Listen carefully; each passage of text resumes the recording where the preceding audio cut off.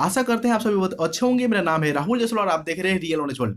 तो साथियों, ये आपके नॉन हिंदी का वीडियो होगा और ये वीडियो आप सभी के डिमांड पर लाए गए हैं।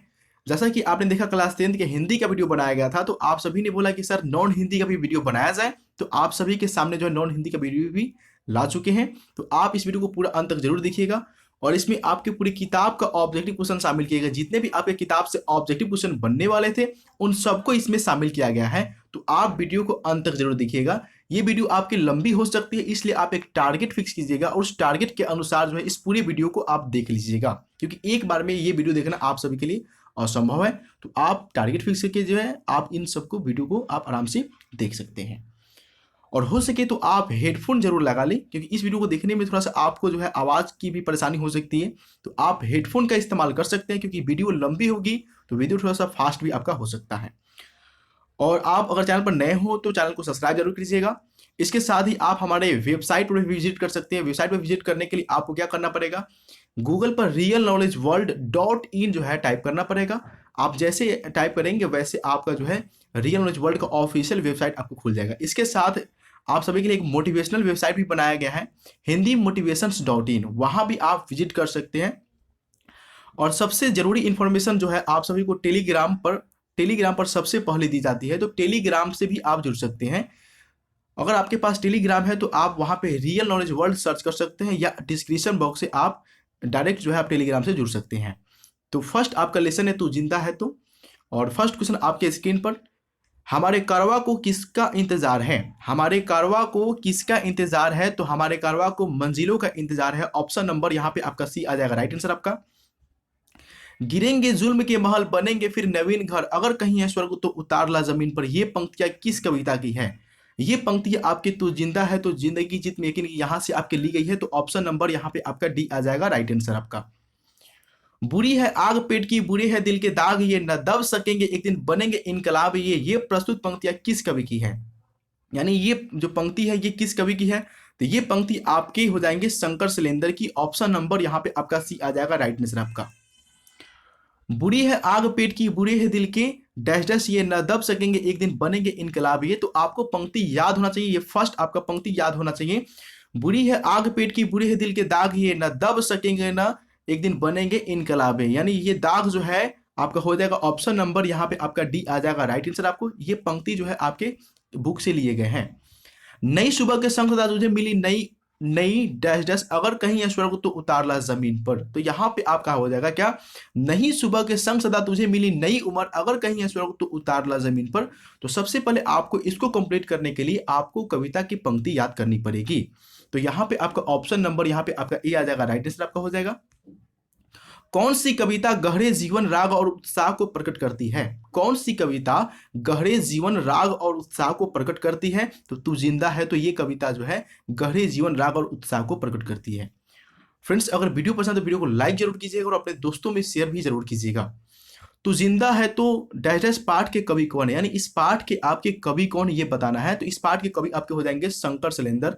यानी ऑप्शन नंबर यहाँ पे आपका बी आ जाएगा राइट आंसर का। ऑप्शन नंबर बी हो जाएगा शंकर सिलेंडर। चमन का अर्थ क्या होता है? चमन का अर्थ क्या होता है? तो आपकी कविता में चमन का अर्थ क्या है? आपका फुलवारी है। ऑप्शन नंबर यहाँ पे आपका डी आ जाएगा राइट आंसर आपका। तू जिंदा है तो जिंदगी के डैश डैश में यकीन कर, किसमें यकीन कर? तो तू जिंदा है तो जिंदगी की जीत में यकीन कर। ऑप्शन नंबर यहाँ पे आपका सी आ जाएगा राइट आंसर। तो जिंदा है तो जिंदगी के जीत में यकीन कर। अतीत के दुखदाई पलों को भूलकर आशा और जीत की नई दुनिया का स्वागत करने की प्रेरणा किस कविता से मिलती है? अतीत की दुखदाई पलों को भूलकर आशा और जीत की नई दुनिया का स्वागत करने की प्रेरणा किस कविता से मिलती है? तो ये मिलती है तू जिंदा है तो जिंदगी की जीत में यकीन कर, इस कविता से मिलती है। ऑप्शन नंबर यहाँ पे आपका सी आ जाएगा राइट आंसर। लेसन नंबर आपका 2 है ईदगाह। क्वेश्चन नंबर आपका फर्स्ट है, 15 पैसे किसके पास होता है? 15 पैसे किसके पास होता है? तो मोहसिन के पास आपके 15 पैसे होते हैं, महमूद के पास आपके 12 पैसे और हमीद के पास आपके 3 पैसे होते हैं। हामिद की दादी का नाम क्या था? हामिद की दादी का नाम क्या था? तो हामिद की दादी का नाम अमीना रहता है। ऑप्शन नंबर यहाँ पे आपका बी आ जाएगा राइट आंसर आपका। महमूद के पास कितने पैसे हैं? महमूद के पास कुल 12 पैसे होते हैं। ऑप्शन नंबर यहाँ पे आपका सी आ जाएगा। हामिद ने चिमटा खरीदा और समी ने क्या खरीदा था? तो हामिद ने चिमटा खरीदा था और समीर ने खंजरी खरीदा, क्योंकि समीर को खंजरी बहुत पसंद था। ऑप्शन नंबर यहाँ पे आपका सी आ जाएगा।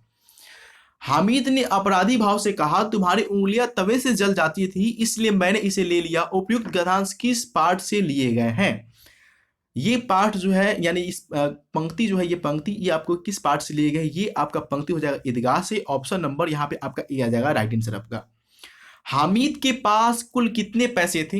हामिद के पास कुल कितने पैसे थे? तो हामिद के पास कुल 3 पैसे थे। हामिद के दोस्तों का नाम क्या था? हामिद के दोस्तों का नाम क्या था? तो हामिद के दोस्तों का नाम महमूद, नूरे, मोहसिन, एंड ऑप्शन नंबर यहाँ पे आपका डी आ जाएगा राइट आंसर। ये सभी के सभी जो है हामिद के दोस्तों के नाम हैं। मेले में समी ने क्या खरीदा था? मेले में समी जो है खंजरी खरीदता है। ऑप्शन नंबर यहाँ पे आपका डी आ जाएगा। मेले में समी जो है खंजरी खरीदता है। रमजान के कितने रोजों के बाद ईद मनाई जाती है? रमजान के कितने रोजों के बाद ईद मनाई जाती है? तो रमजान जो है, रमजान के 30 रोजों के बाद ईद मनाई जाती है।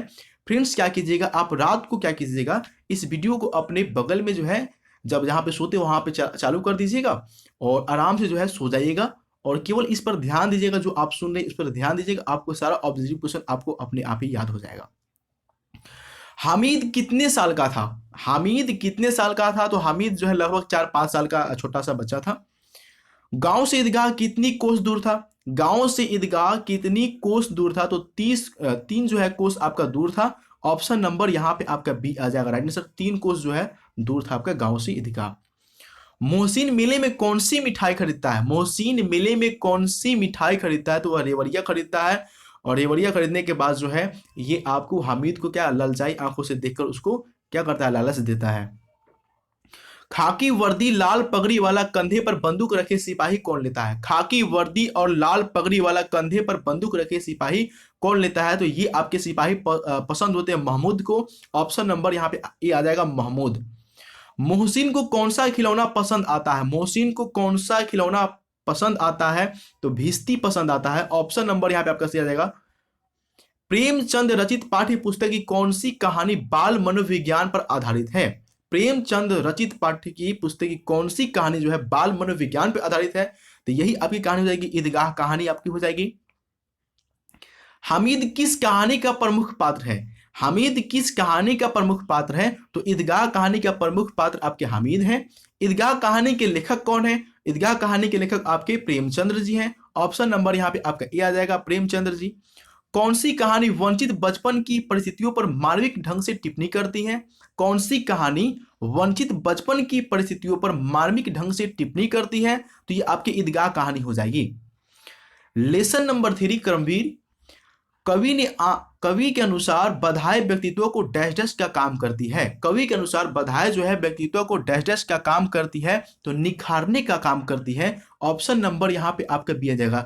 जब जब बाधा आती है तब तक जो है हम लोग निखरते हैं और जो है पहले से ज्यादा मजबूत होते हैं। चिलचिलाती धूप को जो चांदनी दिवे बना, काम पड़ने पर करे जो डैश डैश का भी सामना। तो ये आपकी पंक्ति है क्रमवीर का, इसको आपको पूरा करना है। तो क्या हो जाएगा, चिलचिलाती धूप को चांदनी दिवे बना, काम पड़ने पर करे जो शेर का भी सामना। यानी ऑप्शन नंबर यहाँ पे आपका ए आ जाएगा, शेर का भी सामना। क्रमवीर भीड़ में क्या नहीं दिखाते हैं? क्रमवीर व्यक्ति जो होते हैं वह भीड़ में क्या नहीं दिखाते हैं? तो अपनी चंचलता जो है नहीं दिखाते हैं। ऑप्शन नंबर यहाँ पे आपके डी आ जाएंगे राइट आंसर आपका। क्रमवीर कविता के रचयिता कौन है? यानी क्रमवीर कविता के आपके कवि कौन हो जाएंगे? तो ये आपके हो जाएंगे हरिऔध जी। ऑप्शन नंबर यहाँ पे आपके आ जाएगा राइट आंसर। हरिऔध जी जो है आपके क्रमवीर कविता के राइटर हो जाएंगे आपका। कवि के अनुसार जंगलों में महामंगल रचा देने का काम कौन करता है? कवि के अनुसार जंगलों में महामंगल रचा देने का काम कौन करता है? तो क्रमवीर करते हैं। ऑप्शन नंबर यहाँ पे आपका ए आ जाएगा क्रमवीर। कवि हरिऔध का पूरा नाम क्या हो जाएगा? कवि हरिऔध का पूरा नाम क्या हो जाएगा? तो अयोध्या सिंह उपाध्याय हरिऔध जो है इनका पूरा नाम आपका हो जाएगा अयोध्या सिंह उपाध्याय हरिऔध। निम्न में कौन सा कविता कवि हरिऔध द्वारा रचित है? निम्न में से कौन सा कविता कवि हरिऔध द्वारा रचित है? तो यहाँ पे आपका कौन सा हो जाएगा? क्रमवीर हो जाएगा। ऑप्शन नंबर यहाँ पे आपके बी आ जाएंगे राइट आंसर आपका। और क्वेश्चन नंबर आपका 8, पर्वतों को काट कर सड़कें बना देते हैं वे, सैकड़ों मरुभूमि में नदियां बहा देते हैं वे। उपयुक्त दोहा का रचनाकार कौन है, यानी इनके आपके बताना है रचनाकार कौन है इस दोहा का। तो ये दोहा आपके लिए गया क्रमवीर से। तो क्रमवीर के आपके कौन है, हरिऔध जी। ऑप्शन नंबर यहाँ पे आपके बी आ जाएगा। राइट आंसर आपका ऑप्शन नंबर बी हो जाएगा, हरिऔध जी। आज जितने देश फूले फले हैं वहां कौन डेरा जो है डाले हुए हैं। आज जितने देश फूले फले हैं वहां कौन डेरा डाले हुए हैं। तो आपको देखा जाए बुद्धि विवेक वाले व्यक्ति, विद्या धैर्य भाव, ये सभी के सभी जो है वहां पे डेरा डाले हुए हैं। ऑप्शन नंबर यहाँ पे आपका डी आ जाएगा। राइट आंसर आपका ऑप्शन नंबर यहाँ पे आपका डी आ जाएगा। क्रमवीर कांच को क्या करके दिखा देते हैं। क्रमवीर व्यक्ति जो है कांच को क्या करके दिखा देते हैं, तो रत्न बनाकर दिखा देते हैं। ऑप्शन नंबर यहाँ पे आपका ए आ जाएगा। हीरा किससे बनता है, हीरा किससे बनता है, तो हीरा कार्बन से बनता है। ऑप्शन नंबर यहाँ पे आपका सी आ जाएगा, कार्बन से आपका हीरा बनता है। कौन सी कविता बाधाओं से जूझते हुए उन क्रमशील लोगों की बात करती है जो सभ्यता संस्कृति का निर्माण करती है। तो ये आपके हो जाएंगे क्रमवीर हो जाएंगे। ऑप्शन नंबर यहाँ पे बी हो जाएगा। राइट आंसर क्रमवीर। क्रमवीर क्या काटकर सड़क बना देते हैं। क्रमवीर जो है क्या काटकर सड़कें बना देते हैं, तो पर्वतों को काटकर सड़कें बना देते हैं क्रमवीर। ऑप्शन नंबर यहाँ पे आपका सी आ जाएगा। कवि सैकड़ों मरुभूमि से क्या बहा देने की बात करते हैं। कवि सैकड़ों मरुभूमि से क्या बहा देने की बात करते हैं, तो सैकड़ों मरुभूमि से नदियां बहा देने की बात करते हैं। ऑप्शन नंबर यहाँ पे आपका ए आ जाएगा। देखकर बाधा विविध बहुविध घबराते नहीं, रह भरोसे भाग के दुख भोग पछताते नहीं। प्रस्तुत पदांश किस कविता से ली गई है, यानी ये जो पद आपका किस कविता से ली गई है, तो ये आपका जो पद है ये क्रमवीर कविता से ली गई है। ऑप्शन नंबर यहाँ पे आपका सी आ जाएगा। ऑप्शन नंबर सी हो जाएगा। लेसन नंबर आपका 4 बाल गोविंद भगत। क्वेश्चन नंबर आपका 1 हो जाएगा। ये देखिए ये आपका एक गीत है, ठीक है, और ये गीत जो है कौन गाते हैं ये इनके बारे में आपको बताना है। गोदी में पीवा चमक उठे सखिया चिहुक उठे ना, ये गीत कौन गाते हैं ये आपको बताना है। ये गीत जो है बाल गोविंद भगत गाते थे। ऑप्शन नंबर यहाँ पे आपका डी आ जाएगा, बाल गोविंद भगत। कबीर को अपना साहब कौन मानते हैं। कबीर को अपना साहब कौन मानते हैं, तो बाल गोविंद भगत जी कबीर को अपना साहब मानते हैं। बाल गोविंद भगत के कितने बेटे हैं। बाल गोविंद भगत के कितने बेटे हैं, तो इनका एक ही बेटा होता है जो काफी सुस्त होते हैं, मतलब जो है कम बुद्धि के होते हैं। बाल गोविंद भगत की उम्र क्या थी। बाल गोविंद भगत की उम्र क्या थी, तो इनकी उम्र जो है 60 से लगभग 60 से ऊपर ही था। ऑप्शन नंबर यहाँ पे आप भी कर लीजिएगा, राइट आंसर आपका हो जाएगा। बाल गोविंद भगत क्या थे, तो बाल गोविंद भगत आपके गृहस्थ थे ना कि साधु, याद रखिएगा। बाल गोविंद भगत जो है गृहस्थ थे। बाल गोविंद भगत किनके गीतों को गाते थे। बाल गोविंद भगत किनके गीतों को गाते थे, तो कबीर यानी साहब के गीतों को वे गाते थे। बाल गोविंद भगत का बेटा कैसा था, तो वह मंद बुद्धि का था। बाल गोविंद का बेटा और इकलौता बेटा था। ऑप्शन नंबर यहाँ पे आपका बी आ जाएगा, राइट आंसर आपका। अपने बेटे के मरने पर बाल गोविंद भगत क्या करते हैं। अपने बेटे के मरने पर बाल गोविंद भगत क्या करते हैं, तो वे गीत गाने लगते हैं। बाल गोविंद भगत किस विद्या की रचना है। बाल गोविंद भगत जो है किस विद्या की रचना, तो ये आपके एक रेखा चित्र है। ऑप्शन नंबर यहाँ पे आपका सी आ जाएगा, राइट आंसर आपका। बाल गोविंद भगत डहरस कद के गोरे चिट्टे आदमी थे। बाल गोविंद भगत डहरस कद के गोरे चिट्टे आदमी थे, तो ये मंझले कद के जो है गोरे चिट्टे आदमी थे। आपका ऑप्शन नंबर यहाँ पे आपके बी आ जाएगा, राइट आंसर आपका। गर्मियों में बाल गोविंद भगत की सांझा उम्स भरी शाम को भी डाइजेस्ट करा देती थी, यानी कर देती थी। क्या हो जाएगा आपका, गर्मियों में बाल गोविंद भगत की सांझा जो होती थी उम्स भरी शाम को भी डाइजेस्ट कर देती थी, तो शीतल कर देती थी। ऑप्शन नंबर यहाँ पे आपका सी आ जाएगा, राइट आंसर आपका। जो कुछ खेत में पैदा होता सिर पर लाद कर पहले बाल गोविंद भगत कहाँ ले जाते थे, तो जो कुछ भी जो है इनकी जो खेत में अनाज पैदा होते थे सबसे पहले बाल गोविंद भगत साहब के दरबार में ले जाया करते थे। ऑप्शन नंबर यहाँ पे आपका सी आ जाएगा, राइट आंसर आपका ऑप्शन नंबर सी हो जाएगा। बाल गोविंद भगत की प्रभातियां कब तक चला करती थी। बाल गोविंद भगत की प्रभातियां कब तक चला करती थी, तो फागुन तक जो है ये चला करती थी आपका। बाल गोविंद भगत की प्रभातियां कब से शुरू होती थी, तो ये आपकी शुरू होती थी कार्तिक माह से और फागुन माह तक ये चलती थी। साहब के दरबार बाल गोविंद भगत के घर से कितनी कोस दूर पर था। साहब के दरबार जो है बाल गोविंद भगत के घर से कितनी कोस दूर पर था, तो 4 कोस की दूरी पर था। बाल गोविंद भगत ने अपने बेटे को आग किससे दिलाई, तो बाल गोविंद भगत ने अपने बेटे को जो है मुख अग्नि जो है अपने पुतहू से दिलवाते हैं। ऑप्शन नंबर यहाँ पे आपका सी आ जाएगा, राइट आंसर आपका। गंगा स्नान करने बाल गोविंद भगत कितनी दूर पैदल जाते थे? गंगा स्नान करने बाल गोविंद भगत 30 कोस जो है आपके पैदल जाया करते थे। बाल गोविंद भगत रेखाचित्र के रचनाकार कौन है, यानी लेखक कौन है? बाल गोविंद भगत रेखाचित्र के आपके रचनाकार रामवृक्ष बेनीपुरी जी हैं। लेसन नंबर आपका 5 हो जाएगा हुंड्रू का जलप्रपात। क्वेश्चन नंबर आपका 1, हुंड्रू का पानी किस तरह चक्कर काटता है? हुंड्रू का पानी किस तरह चक्कर काटता है? तो हुंड्रू का पानी सांप की तरह चक्कर काटता है और हिरन की तरह जो है आपका छलांग भी लगाता है। हुंड्रू का जलप्रपात कहाँ स्थित है? हुंड्रू का जलप्रपात कहाँ स्थित है? ये छोटा नागपुर में आपका स्थित है। ऑप्शन नंबर यहाँ पे आपका ए आ जाएगा। स्वर्ण रेखा नदी उद्गम स्थान से कितना मील आगे आकर हुंड्रू का झरना है? स्वर्ण रेखा नदी उद्गम स्थान से कितना मील आगे आकर हुंड्रू का झरना है? तो 50 मील आपकी हो जाएंगे, 50 मील। रांची से हुंड्रू की दूरी कितनी है? रांची से हुंड्रू की दूरी कितनी है? तो 27 मील आपका हो जाएगा दूरी, 27 मील। साध की महत्ता तभी है जब उसका साधन भी महान हो, यह उक्ति किसकी है? साध की महत्ता तभी है जब उसका साधन भी महान हो, यह उक्ति किसकी है? यह उक्ति आपके महात्मा गांधी की हो जाएगी। ऑप्शन नंबर यहाँ पे आपका बी आ जाएगा, राइट आंसर आपका। हुंड्रू इतना बड़ा प्रपात है जहां डैश डैश फुट से पानी नीचे गिरता है। तो कितने फुट से जो है पानी नीचे गिरता है? तो ये आपको हो जाएंगे 243 फुट से, 243 फुट से आपके गिरते हैं। पुरलिया रोड से हुंड्रू की दूरी कितनी पड़ती है? पुरलिया रोड से हुंड्रू की दूरी कितनी पड़ती है? तो ये आपको हो जाएंगे 13 मील आपका हो जाएगा। ऑप्शन नंबर यहाँ पे आप भी कर लीजिएगा। स्वर्ण रेखा एक डैश डैश है। स्वर्ण रेखा आपका क्या है? तो स्वर्ण रेखा जो है आपका एक नदी है। ऑप्शन नंबर यहाँ पे आप भी कर लीजिएगा, राइट आंसर आपका हो जाएगा। हुंड्रू का झरना की ऊंचाई कितनी है? हुंड्रू के झरना का ऊंचाई आपकी कितनी हो जाएगी? तो 243 फीट आपकी हुंड्रू की झरना की कुल आपकी ऊंचाई है। हुंड्रू का जलप्रपात डैश संस्कृति की विशेषता को उभारने का वाला यात्रा वृत्तांत है। हुंड्रू का जलप्रपात डैश संस्कृति की विशेषता को उभारने वाला यात्रा वृत्तांत है। तो ये आदिवासी संस्कृति का आपका हो जाएगा। हुंड्रू का जलप्रपात पाठ की विधियां क्या है? हुंड्रू का जलप्रपात पाठ की विधियां आपकी क्या हो जाएगी? तो ये आपका एक यात्रा वृत्तांत है। ऑप्शन नंबर यहाँ पे आपका सी आ जाएगा। हुंड्रू का पानी किसके तरह छलांग भरता है? हुंड्रू का पानी जो है हरिन की तरह जो है आपका छलांग भरता है। ऑप्शन नंबर यहाँ पे आपका सी आ जाएगा, राइट आंसर। और सांप की तरह चक्कर काटता है। हुंड्रू का जलप्रपात यात्रा वृत्तांत किनकी रचना है? हुंड्रू का जलप्रपात यात्रा वृत्तांत किनकी रचना है?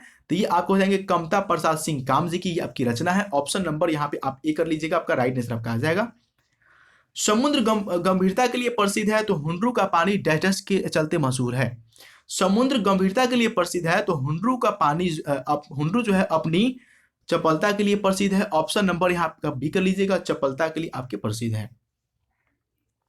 हुंड्रू का जलप्रपात पाठ में जलप्रपात के साथ किसके सुंदरता का वर्णन है?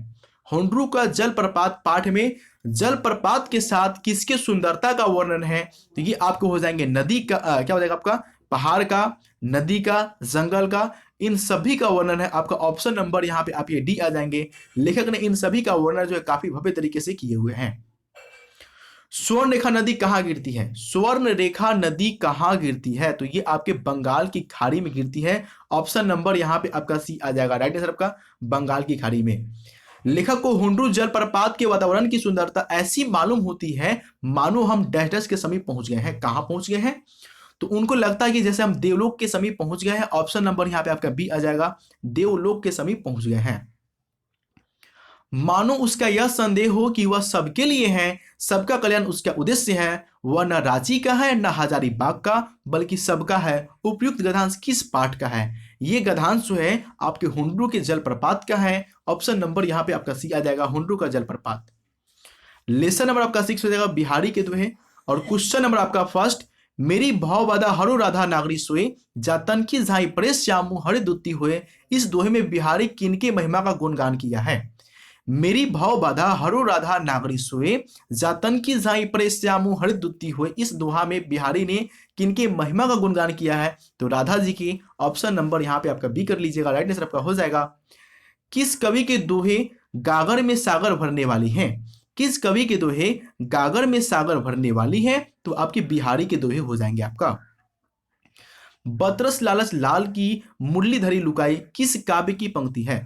बतरस लालच लाल की मुरलीधरी लुकाई किस काव्य की पंक्ति है? तो ये आपके बिहारी के दोहे से आपके लिए गए हैं। आपका ऑप्शन नंबर यहाँ पे आपका ए आ जाएगा। बिहारी के दोहे शीर्षक कविता में किस तरह से दोहे शामिल हैं? बिहारी के दोहे शीर्षक कविता में किस तरह के दोहे आपके शामिल हैं? तो ये आपको हो जाएंगे भक्ति का, प्रेम, नीतिपूरक, ये सब के सब आपके शामिल हैं। ऑप्शन नंबर यहाँ पे आपका डी कर लीजिएगा। ये उपयुक्त तीनों तरह के आपके दोहे उसमें शामिल किए गए हैं। बिहारी किस काल के श्रृंगारिक कवि हैं? बिहारी किस काल के श्रृंगारिक कवि हैं? तो ये आपको हो जाएंगे रीतिकाल के। ऑप्शन नंबर यहाँ पे आपका सी कर लीजिएगा, ये आपके रीतिकाल के हो जाएंगे। बिहारी के दोहे कैसे हैं? बिहारी के दोहे कैसे हैं आपके? तो गागर में सागर भरने वाली हैं। ऑप्शन नंबर यहाँ पे आपका सी कर लीजिएगा। कृष्ण की मुरली कौन छुपा लेती है? कृष्ण की मुरली कौन छुपा लेती है? तो गोपियां जो है अक्सर बात करने के लिए कृष्ण की मुरली छुपा लिया करती हैं। ऑप्शन नंबर यहाँ पे आपका बी आ जाएगा राइट आंसर आपका। सौ करे भव हनु हंसे कवि किसके संबंध में कहता है? सौ करे भव हनु हंसे कवि किसके संबंध में कहते हैं? तो गोपियों के संबंध में कहते हैं, क्योंकि गोपियां चाहती है कृष्ण से बात करना और इसलिए वो अक्सर क्या करती है, कृष्ण की मुरली को छुपा लेती है। दीर्घ सांस न लेहु दुख, दीर्घ सांस न लेहु दुख, सुख साई न भूल। यहां पे आपको पंक्ति पूर्ण करना था, तो यहां पे क्या हो जाएगा? सुख साई न भूल। ऑप्शन नंबर यहाँ पे आपका डी हो जाएगा। दीर्घ सांस न लेहु दुख, सुख साई न भूल, दई दई क्यों करते दई दई से कबूली। ये आपका पूरा पंक्ति आपका हो जाएगा। जप माला छापे तिलक श्रेय न एको कामो, मन कौचे नौचे वृद्धा सोचे रोचे रामो। उपयुक्त दोहा किस कवि की है? जप माला छापे तिलक श्रेय न एको कामो, मन कौचे नौचे वृद्धा सोचे रोचे रामो। ये दोहा किस कवि की आपकी हो जाएंगी? तो ये आपकी बिहारी के हो जाएंगे। ऑप्शन नंबर यहाँ पे आपका सी आ जाएगा राइट आंसर आपका। कबीर नर के मन की तुलना किससे करते हैं? कबीर नर के मन की तुलना किससे करते हैं? तो नल के जल से। नल के जल से जो है कबीर नर के मन की तुलना करते हैं। ऑप्शन नंबर यहाँ पे आप ए कर लीजिएगा राइट आंसर आपका हो जाएगा। अब आपका लेसन हो जाएगा 7 और क्वेश्चन नंबर आपका 1 शीर्षण। शीर्षण को लोग क्या समझते थे? और लिसन का आपका नाम क्या है? ठेस। शीर्षण को लोग क्या समझते थे? तो शीर्षण को लोग जो है आपका चटोर समझते थे। ऑप्शन नंबर यहाँ पे आपका ए आ जाएगा राइट आंसर आपका। शीर्षण को घी की डाढ़ी के साथ क्या पसंद है? शीर्षण को घी की डाढ़ी के साथ क्या पसंद होता है? तो ये आपके चूरा पसंद होता है उसको। ऑप्शन नंबर यहाँ पे आपका ए आ जाएगा राइट आंसर आपका। चूरा जो है उसको काफी पसंद होता है। शीर्षण ने किसे बेपानी कर दिया था? लेखक के अनुसार आपको बताना है शीर्षण ने किसे बेपानी कर दिया था। तो लेखक क्या बताते हैं? पंचानंद के चौधरी के छोटे लड़के को जो है शीर्षण बेपानी कर देता है। ऑप्शन नंबर यहाँ पे आपका बी आ जाएगा राइट आंसर आपका। शीर्षण जाति का है। शीर्षण जो है जाति का क्या होता है? तो शीर्षण जाति का कलाकार होता है यानी कारीगर होता है। ऑप्शन नंबर यहाँ पे आपका डी आ जाएगा राइट आंसर आपका। ऑप्शन नंबर डी कारीगर हो जाएगा आपका। ठेस कहानी का पात्र कौन है? यानी इनमें से कौन आपके जो है ठेस कहानी के आपके पात्र हैं, ये आपको बताना है। हमीद, बाल गोविंद भगत, शीर्षण, इनमें से कोई नहीं। तो आपके शीर्षण जो है वे ठेस कहानी के पात्र हैं। ऑप्शन नंबर यहाँ पे आपका सी आ जाएगा राइट आंसर आपका। ठेस कहानी किसके मन की विशेषताओं का मार्मिक वर्णन करती है? ठेस कहानी किसके मन की विशेषताओं का मार्मिक वर्णन करती है? तो ये आपको हो जाएंगे कलाकार की। ऑप्शन नंबर यहाँ पे आपका सी आ जाएगा राइट आंसर, कलाकार की मन की। ठेस कहानी के लेखक कौन है? ठेस कहानी के लेखक कौन है? तो ठेस कहानी के लेखक फणीश्वर नाथ रेणु जी हैं। ऑप्शन नंबर यहाँ पे आपका ए आ जाएगा राइट आंसर, फणीश्वर नाथ रेणु। ठेस कहानी में कहाँ की लोक संस्कृति का प्रभावी वर्णन मिलता है? ठेस कहानी में कहाँ की लोक संस्कृति का प्रभावी वर्णन मिलता है? तो मिथिलांचल का। ऑप्शन नंबर यहाँ पे आपका सी आ जाएगा राइट आंसर, मिथिलांचल का मिलता है आपका। क्या समझाने में ठेस कहानी का महत्वपूर्ण योगदान है? क्या समझाने में ठेस कहानी का महत्वपूर्ण योगदान है? श्रम के प्रति सम्मान की भावना, रिश्तों की गहराई, मनुष्य की पक्षधरता या उपयुक्त सभी। ये सभी के सभी जो है आपकी ठेस कहानी समझाने में महत्वपूर्ण योगदान देती है। ऑप्शन नंबर यहाँ पे आपका डी आ जाएगा, ऑल आपका हो जाएगा यहाँ पे आपका। ठेस एक डैश डैश है। ठेस आपका क्या है? तो ठेस आपका एक आंचलिक कहानी है। ऑप्शन नंबर यहाँ पे आपका ए आ जाएगा राइट आंसर आपका। ऑप्शन नंबर यहाँ पे आपका ए आ जाएगा। मोहर छाप वाली धोती का दाम शीर्षण को कौन देने लगी? आपको याद होगा मोहर छाप वाली धोती का दाम जो है मानू दीदी जो है शीर्षण को देने लगती है।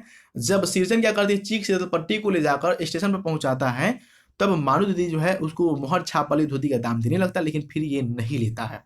याद रखिएगा आप। शीर्षण, शीतलपट्टी, चीक और 2 जोड़ी आसनी मानू दीदी को कहाँ देता है? तो ये जो है आपके स्टेशन पर ले जाकर। ऑप्शन नंबर यहाँ पे आपका सी आ जाएगा राइट आंसर आपका। ऑप्शन नंबर सी स्टेशन पर। शीर्षण को पान का विरा किसने दिया था? तो शीर्षण को पान का विरा जो है मानू दीदी ने दी थी। ऑप्शन नंबर यहाँ पे आपका डी आ जाएगा राइट आंसर, मानू दीदी ने दी थी। मोहर छाप वाली धोती कितने में आती है? मोहर छाप वाली धोती जो है 8 रुपए में आती थी। ऑप्शन नंबर यहाँ पे आपका ए कर लीजिएगा, 8 रुपए में। सिरचन स्टेशन पर मानव दीदी को क्या देता है? सिरचन स्टेशन पर मानव दीदी को क्या देता है? तो शीतल पट्टी, चीक, एक जोड़ी आसनी, कुश की, ये सभी के सभी देते हैं। ऑप्शन नंबर यहाँ पे आप डी कर लीजिएगा, ये सभी के सभी देते हैं सिरचन स्टेशन पर ले जाकर मानव दीदी को। सिरचन को किनकी बातों में से ठेस लगती है? सिरचन को किनकी बातों से ठेस लगती है? तो जो चाची होती है लेखक की, उनकी बातों से ठेस लगती है। ऑप्शन नंबर यहाँ पे आप सी कर लीजिएगा, आपका राइट आंसर आपका हो जाएगा। लोग किसको बेकार ही नहीं बेगार समझते हैं? लोग किसको बेकार ही नहीं बेगार समझते हैं? तो सिरचन को। लेकिन एक जमाना था जो बड़े बड़े बाबू साहब का जो गाड़िया जो है वह सिरचन के घर के सामने लगा हुआ करता था। कहा जाता है समय समय की बात है, कब समय बदल जाएगी इसकी कोई गारंटी नहीं है। लेसन नंबर आपका 8 हो जाएगा बच्चों की दुआ। क्वेश्चन नंबर आपका 1, लब पे आती है दुआ बन के तमन्ना मेरी जिंदगी सम की डैजस हो खुदाया मेरी। तो ये आपकी पंक्ति है, इसको आपको पूरा करना है। तो आपको पूरा कैसे करते देखिए, लब पे आती है दुआ बन के तमन्ना मेरी जिंदगी समो की सूरत हो खुदाया मेरी। यहाँ पे आपका सूरत हो जाएगा। ऑप्शन नंबर यहाँ पे आपका बी आ जाएगा, राइट आंसर आपका ऑप्शन नंबर बी हो जाएगा यहाँ पे आपका। दर्दमंद और वंचितों की हिफाजत का संकल्प किसमें निहित है? यानी किस कविता में आपका निहित है? दर्दमंद और वंचितों की हिफाजत का संकल्प किसमें आपके निहित है? तो बच्चे की दुआ में। ऑप्शन नंबर यहाँ पे आप सी कर लीजिएगा, राइट आंसर आपका हो जाएगा, बच्चे की दुआ में आपका हो जाएगा। नेक का अर्थ क्या होता है? नेक का अर्थ क्या होता है? नेक का अर्थ आपका अच्छा होता है। ऑप्शन नंबर यहाँ पे आप ए कर लीजिएगा, आपका ऑप्शन नंबर यहाँ पे आपका ए राइट आंसर आपका हो जाएगा। बच्चे की दुआ कविता के रचयिता कौन है? बच्चे की दुआ कविता के आपके यानी लेखक आपके कौन हो जाएंगे यहाँ पे आपको बताना है। तो बच्चे की दुआ आपके कविता के आपके रचयिता कौन है? आपका मोहम्मद इकबाल जी हैं। ऑप्शन नंबर यहाँ पे आप डी कर लीजिएगा। निम्न में कौन एक प्रार्थना गीत है? निम्न में कौन एक आपका प्रार्थना गीत है? तो ये आपके हो जाएंगे बच्चे की दुआ। ऑप्शन नंबर यहाँ पे आपका सी हो जाएगा, बच्चे की दुआ आपका हो जाएगा। हो मेरे दम से यूं ही मेरे वतन की जीनत जिस तरह फूल से होती है चमन की जीनत, उपयुक्त दोहा में जीनत का अर्थ क्या है? हो मेरे दम से यूं ही मेरे वतन की जीनत जिस तरह फूल से होती है चमन की जीनत, उपयुक्त दोहा में जीनत का अर्थ आपका क्या हो जाएगा? तो सुबह हो जाएगा। ऑप्शन नंबर यहाँ पे आपका बी कर लीजिएगा, राइट आंसर आपका हो जाएगा। मेरे अल्लाह बुराई से बचाना मुझको, नेक जो राह है उस राह पे चलाना मुझको, ये दोहा किस कविता की है? मेरे अल्लाह बुराई से बचाना मुझको, नेक जो राह हो उस राह पे चलाना मुझको, ये जो दोहा है वो आपकी किस कविता की है? तो बच्चे की दुआ की। ऑप्शन नंबर यहाँ पे आप ए कर लीजिएगा, राइट आंसर आपका हो जाएगा। बच्चे की दुआ कविता में कवि किन चीजों की चाह रख रहा है? बच्चे की दुआ कविता में कवि किन चीजों की चाह रख रहा है? तो आपके हो जाएंगे दुनिया के अंधेरों को मिटा सके, हमारे दम से वतन की सुंदरता बढ़े, दर्दमंद और वंचितों का हिफाजत कर सके, इन सभी की चीजों की चाह रख रहे हैं। ऑप्शन नंबर यहाँ पे आप डी कर लीजिएगा, राइट आंसर आपका हो जाएगा।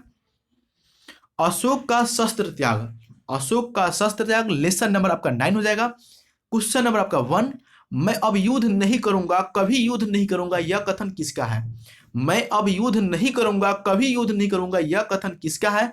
यह कथन आपके सम्राट अशोक का है। ऑप्शन नंबर यहां पे आप ए कर लीजिएगा, सम्राट अशोक। जिस सेना ने तुम्हारे पिता भाई पुत्र और पति की हत्या की है वह तुम्हारे सामने खड़ी है, यह किसका कथन है? जिस सेना ने तुम्हारे पिता भाई पुत्र और पति की हत्या की है वह तुम्हारे सामने खड़ी है, यह किसका कथन है? तो ये पद्मा की कथन है। ऑप्शन नंबर यहाँ पे आपका बी आ जाएगा, राइट आंसर आपका ऑप्शन नंबर बी। अशोक का शस्त्र त्याग एकांकी किसकी रचना है? अशोक का शस्त्र त्याग एकांकी किसकी रचना है? तो ये आपके हो जाएंगे वंशीधर श्रीवास्तव की। ऑप्शन नंबर यहाँ पे आपका डी आ जाएगा, राइट आंसर आपका। शांति के पक्ष में सक्रिय होने की शिक्षा देता है, शांति के पक्ष में सक्रिय होने की शिक्षा आपके कौन देता है ये आपको बताना है। तो ये आपको देंगे अशोक का शस्त्र त्याग। ऑप्शन नंबर यहाँ पे आपका बी आ जाएगा, राइट आंसर आपका। अशोक का शस्त्र त्याग गद्य की कौन सी विद्या है? अशोक का शस्त्र त्याग गद्य की कौन सी विद्या है? तो ये आपकी एक एकांकी है। ऑप्शन नंबर यहाँ आपका सी कर लीजिएगा, एकांकी आपका हो जाएगा। मैं स्त्री वध नहीं करूंगा यह पंक्ति किसने कही?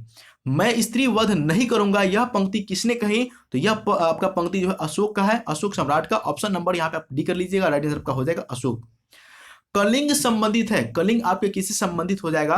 रानी लक्ष्मीबाई से, पद्मा से या अशोक से? तो पद्मा से आपका हो जाएगा। ऑप्शन नंबर यहाँ आपका बी हो जाएगा, राइट आंसर आपका। 4 साल से कौन सा युद्ध चल रहा था? 4 साल से कौन सा युद्ध चल रहा था? तो कलिंग का युद्ध जो है 4 साल से आपका चल रहा था। ऑप्शन नंबर यहाँ पे आपका ए आ जाएगा, कलिंग का युद्ध।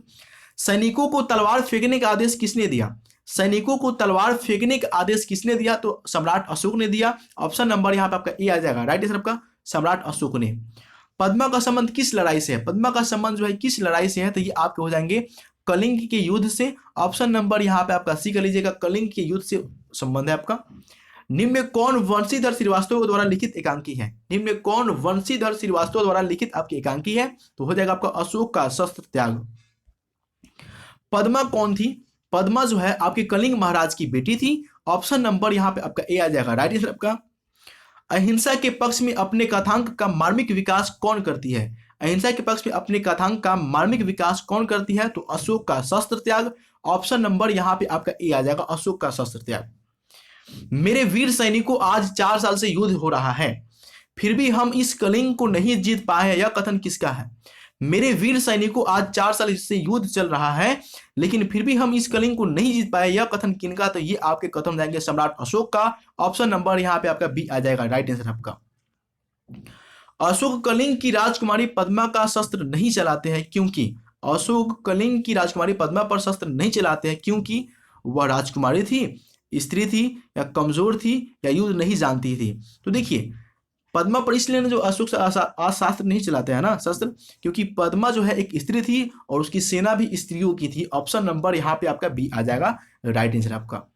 किस युद्ध के बाद अशोक युद्ध नहीं करने का संकल्प लेते हैं? किस युद्ध के बाद अशोक जो है युद्ध नहीं करने का संकल्प लेते हैं? तो ये आपको हो जाएंगे कलिंग का युद्ध ही। ऑप्शन नंबर यहाँ पे आपका सी आ जाएगा, कलिंग का युद्ध।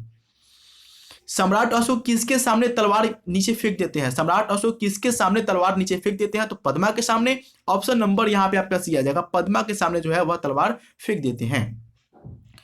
आपका लेसन नंबर 10, टोटल जो आपके 23 लेसन कराएंगे, ठीक है, और ये आपका लेसन नंबर आपका 10 हो जाएगा। और आपका फर्स्ट क्वेश्चन, मूल रूप से रामधारी सिंह दिनकर क्या है? मूल रूप से रामधारी सिंह दिनकर आपका क्या है? तो ये आपके कवि हैं। ऑप्शन नंबर यहाँ पे आपके डी आ जाएंगे राइट आंसर आपका। तुम्हारी निंदा वही करेगा जिसकी तुमने भलाई की है, यह पंक्ति किसकी है? तुम्हारी निंदा वही करेगा जिसकी तुमने भलाई की है, ये पंक्ति किनका है? तो ईश्वरचंद्र विद्यासागर की। ऑप्शन नंबर यहाँ पे आपका बी आ जाएगा राइट आंसर आपका। यार ये तो बाजार की मक्खियां है जो अकारण हमारे चारों ओर भिनभिनाया करती है, यह पंक्ति किनकी हो जाएगी? यार ये तो बाजार की मक्खियां है जो अकारण हमारे चारों ओर भिनभिनाया करती है, ये पंक्ति आपकी किनकी हो जाएंगी? तो ये पंक्ति आपके नित्य की है। ऑप्शन नंबर यहाँ पे आपका सी आ जाएगा। ईर्ष्या तू न गई मेरे मन से साहित्य की कौन सी विद्या है? ईर्ष्या तू न गई मेरे मन से साहित्य की कौन सी विद्या है? तो ये आपका एक निबंध है। ऑप्शन नंबर यहाँ पे आपका बी आ जाएगा राइट आंसर आपका। ये आपका एक निबंध है। सही संतुलित जीवन के प्रति एक दृष्टिकोण विकसित करने की सीख हमें किस निबंध से मिलती है? सही संतुलित जीवन के प्रति एक दृष्टिकोण विकसित करने की सीख हमें किस निबंध से मिलती है? तो ये आपको हो जाएंगे ईर्ष्या तू न गई मेरे मन से। ऑप्शन नंबर यहाँ पे आपका ए आ जाएगा। ईर्ष्या से बचने का उपाय डैश डैश अनुशासन है। ईर्ष्या से बचने का उपाय डैश डैश अनुशासन है, तो ये हो जाएगा आपका मानसिक अनुशासन। ऑप्शन नंबर यहाँ पे आपका ए आ जाएगा राइट आंसर आपका। तनाव को कम करने में व्यक्ति की अपनी डैश खास योगदान देती है। तनाव को कम करने में व्यक्ति की अपनी अंतरात्मा खास योगदान देती है। ऑप्शन नंबर यहाँ पे आपका बी आ जाएगा। रामधारी सिंह दिनकर ने किस निबंध में जीवन की रोजमर्रा के व्यवहारों पर टिप्पणी की है? रामधारी सिंह दिनकर ने किस निबंध में जीवन की रोजमर्रा के व्यवहारों को टिप्पणी की है? तो आपको हो जाएंगे ईर्ष्या तू गई न मेरे मन से। ऑप्शन नंबर यहाँ पे आपका सी आ जाएगा राइट आंसर आपका। रामधारी सिंह दिनकर का जन्म कहाँ हुआ था? रामधारी सिंह दिनकर जी का जन्म किस राज्य में हुआ था? तो आपके बिहार में। ऑप्शन नंबर यहाँ पे आपका सी आ जाएगा राइट आंसर आपका। वकील साहब स्वभाव से कैसे थे? वकील साहब स्वभाव से कैसे थे? तो ये आपके ईर्ष्यालु थे। ऑप्शन नंबर यहाँ पे आपका ए आ जाएगा। वकील साहब स्वभाव से ईर्ष्यालु थे। निंदा को किसकी बड़ी बेटी बोली जाती है? निंदा को किसकी बड़ी बेटी बोली जाती है? तो ईर्ष्या की बड़ी बेटी निंदा है, यानी ऑप्शन नंबर यहाँ पे आपका सी आ जाएगा राइट आंसर आपका। ऑप्शन नंबर सी हो जाएगा। रामधारी सिंह दिनकर द्वारा रचित पाठ है। रामधारी सिंह दिनकर द्वारा रचित आपके पाठ है, कौन सा हो जाएगा? तो ये आपको हो जाएंगे ईर्ष्या तू न गई मेरे मन से। ऑप्शन नंबर यहाँ पे आपका ए आ जाएगा। वकील साहब के संबंध में क्या गलत है? वकील साहब के संबंध में क्या गलत है? तो यहाँ पे आपके हो जाएंगे वे सुखी है, ये आपके गलत हो जाएंगे। ये आपके गलत हो जाएंगे, वे सुखी नहीं थे, बल्कि उनके पास सभी वस्तुएं मौजूद थी, लेकिन वे अपने पास उपस्थित वस्तुओं से खुश नहीं थे, बल्कि उससे नाखुश थे। लेसन नंबर आपका 11 हो जाएगा। कबीर के पद। क्वेश्चन नंबर आपका 1 हो जाएगा। कबीर किस काल के कवि है? कबीर किस काल के कवि है? तो ये आपको देंगे भक्ति काल की। ऑप्शन नंबर यहाँ पे आपका बी आ जाएगा, राइट आंसर आपका भक्ति काल के कवि है। कबीर किस भक्ति धारा के कवि हैं? कवि किस भक्ति धारा के आपके कवि हैं? तो ये आपको देंगे निर्गुण भक्ति धारा के। ऑप्शन नंबर यहाँ पे आपका बी आ जाएगा, राइट आंसर आपका हो जाएगा। किस कवि का भावबोध न सिर्फ तत्कालीन समय से जुड़ता है बल्कि समकालीन समय में भी उनकी उपयोगिता का यथावत है? यानी किस कवि का भावबोध जो है सिर्फ तत्कालीन समय से नहीं बल्कि समकालीन समय से भी जुड़ता है? तो ये आपको बताएंगे कबीर की। ऑप्शन नंबर यहाँ पे आपका सी आ जाएगा, यहाँ पे आपका राइट आंसर आपका। कबीर के अनुसार ईश्वर कहाँ निवास करते हैं? कबीर के अनुसार ईश्वर कहाँ निवास करते हैं? तो सच्चे हृदय में। ऑप्शन नंबर यहाँ पे आपका डी आ जाएगा, राइट आंसर आपका। कवि कैसा रहने की बात करते हैं? कवि जो है कैसा रहने की बात करते हैं? तो निर्मोही, मोह माया के जाल में फंसने के लिए नहीं बात करते, कहते हैं कि निर्मोही रहने के लिए। तो ऑप्शन नंबर यहाँ पे आपका ए आ जाएगा, निर्मोही। किनकी कविताओं में सच से सीधे साक्षात्कार अर्थात आंखें देखी की प्रस्तावना है? किनके कविताओं में सच से सीधे साक्षात्कार अर्थात आंखें देखी की प्रस्तावना है? तो ये आप जोड़ेंगे आपका कबीर की। ऑप्शन नंबर यहाँ पे आपका सी आ जाएगा, राइट आंसर आपका। मैं कहता हूं आंखें देखूं तू कहता कागज की लिखी, यह पंक्ति किस कविता की उद्धत है? मैं कहता हूं आंखें देखूं तू कहता है कागज की लिखी, यह पंक्ति जो है किस कविता से आपके लिए गए हैं? तो ये आपको कबीर के पद से लिए गए हैं। ऑप्शन नंबर यहाँ पे आपका ए आ जाएगा, राइट आंसर आपका। कागज का अर्थ क्या होता है? कागज का जो है अर्थ आपका क्या होता है? तो कागज होता है। ऑप्शन नंबर यहाँ पे आपका डी आ जाएगा, राइट आंसर आपका कागज आपका होता है। भक्ति काल के कवि कौन है? निम्न में भक्ति काल के कवि कौन है ये आपको बताना है। तो कबीर दास जी जो है भक्ति काल के कवि हैं। ऑप्शन नंबर यहाँ पे आपका डी आ जाएगा, राइट आंसर आपका। मुझको कहाँ ढूंढे बंदे मैं तो तेरे पास में प्रस्तुत पंक्ति किस कविता की है? मुझको कहाँ ढूंढे बंदे मैं तो तेरे पास में प्रस्तुत पंक्ति किस कविता की है? तो ये आपको बताएंगे कबीर के पद की। ऑप्शन नंबर यहाँ पे आपका सी आ जाएगा, राइट आंसर आपका। मोको का अर्थ क्या है? मोको का अर्थ क्या है? तो मोको का अर्थ हो जाएगा मुझको। ऑप्शन नंबर यहाँ पे आपका सी आ जाएगा, मुझको आपका हो जाएगा। मेरा तेरा मनुआ कैसे एक होई रे, मैं कहता हूं आंखें देखूं तू कहता डैश डैश की लेखी। इसको क्या करना है? इस पंक्ति को पूरा करना है। मेरा तेरा मनुआ कैसे एक होई रे, मैं कहता हूं आंखें देखूं तू कहता कागज की लेखी, यानी ऑप्शन नंबर यहाँ पे आपका बी आ जाएगा, राइट आंसर आपका। लेसन नंबर आपका 12 हो जाएगा विक्रमशिला। क्वेश्चन नंबर आपका 1 हो जाएगा। आर्यभट्ट किस क्षेत्र में विश्व प्रसिद्ध थे? आर्यभट्ट किस क्षेत्र में विश्व प्रसिद्ध थे? तो खगोल विद्या में। ऑप्शन नंबर यहाँ पे आपका ए आ जाएगा, खगोल विद्या में। लामा संप्रदाय की शुरुआत किसने की थी? लामा संप्रदाय की शुरुआत किसने की थी? तो अतीश दीपांकर ने की थी। ऑप्शन नंबर यहाँ पे आपका बी आ जाएगा, अतीश दीपांकर ने। विक्रमशिला विश्वविद्यालय की समृद्ध पुस्तकालय में किस विषय से संबंधित ग्रंथ मौजूद थे? विक्रमशिला विश्वविद्यालय के समृद्ध पुस्तकालय में किस विषय से संबंधित ग्रंथ मौजूद थे? तो ये आपको देंगे तंत्र विद्या एवं तर्क विद्या, प्रारंभिक दर्शन, बौद्ध दर्शन, ये सभी के सभी मौजूद थे। ऑप्शन नंबर यहाँ पे आप डी लगा लीजिएगा, राइट आंसर आपका हो जाएगा। 10वीं 11वीं सदी तक पूर्वी एशिया का एक उत्कृष्ट शिक्षा केंद्र कौन बन चुका था? 10वीं 11वीं सदी तक पूर्वी एशिया का एक उत्कृष्ट शिक्षा केंद्र कौन बन चुका था? तो आपका विक्रमशिला विश्वविद्यालय। ऑप्शन नंबर यहाँ पे आपका बी आ जाएगा, राइट आंसर आपका। ऑप्शन नंबर यहाँ पे आपका बी हो जाएगा। और सभी फ्रेंड्स जो है एक बार वीडियो को लाइक कर देंगे। अगर वीडियो पसंद आ रहा हो तो वीडियो को एक साथ सभी फ्रेंड्स एक बार लाइक कर देंगे। क्वेश्चन नंबर 5 हो जाएगा। विक्रमशिला विश्वविद्यालय के पाठ्यक्रम में क्या शामिल था? विक्रमशिला विश्वविद्यालय के पाठ्यक्रम में आपका क्या शामिल था? तो तंत्र विद्या, सृष्टि विज्ञान, शब्द विद्या एवं शिल्प विद्या, ये सभी के सभी शामिल थे। ऑप्शन नंबर यहाँ पे आप डी कर लीजिएगा, आपका राइट आंसर आपका हो जाएगा। पुरातात्विक खनन में कितने फीट की मूर्ति स्पर्श मुद्रा में भगवान बुद्ध की प्रतिमा प्राप्त हुई है? पुरातात्विक खनन में कितने फीट की मूर्ति जो है आपको प्राप्त हुई है बुद्ध की? तो यहाँ पे हो जाएंगे 4.5 फीट की। ऑप्शन नंबर यहाँ पे आप सी कर लीजिएगा, आपका राइट आंसर आपका हो जाएगा। 13वीं सदी के आरंभ में किसके आक्रमण के कारण विक्रमशिला विश्वविद्यालय का सर्वनाश हो गया? 13वीं सदी के आरंभ में किसके आक्रमण के कारण विक्रमशिला विश्वविद्यालय का सर्वनाश आपका हो गया? तो तुर्कों के आक्रमण के कारण। ऑप्शन नंबर यहाँ पे आपका बी आ जाएगा, राइट आंसर आपका, तुर्कों के आक्रमण के कारण। विक्रमशिला साहित्य की कौन सी विद्या है? विक्रमशिला साहित्य की कौन सी विद्या? तो ये आपका एक निबंध है। ऑप्शन नंबर यहाँ पे आपका बी आ जाएगा, राइट आंसर आपका, ये आपका एक निबंध है। विक्रमशिला का आविर्भाव किस राजवंश के काल में हुआ था? विक्रमशिला आविर्भाव किस राजवंश के काल में आपका हुआ था? तो ये पाल वंश के काल में आपका हुआ था। ऑप्शन नंबर यहाँ पे आपका ए आ जाएगा, यहाँ पे आपका राइट आंसर आपका। विक्रमशिला का विकास किस शताब्दी में आपका हुआ था? विक्रमशिला का विकास किस शताब्दी में आपका हुआ था? देखिए आपके 8वीं शताब्दी में हुआ था। ऑप्शन नंबर यहां पे आप सी कर लीजिएगा, 8वीं शताब्दी में आपका हुआ था।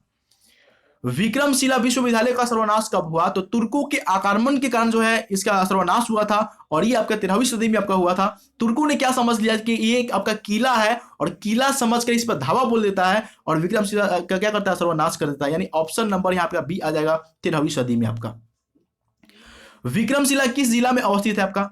विक्रमशिला किस जिला में आपके अवस्थित है? तो आपको बोलते हैं भागलपुर। ऑप्शन नंबर यहाँ पे आप डी कर लीजिएगा, भागलपुर आपका हो जाएगा।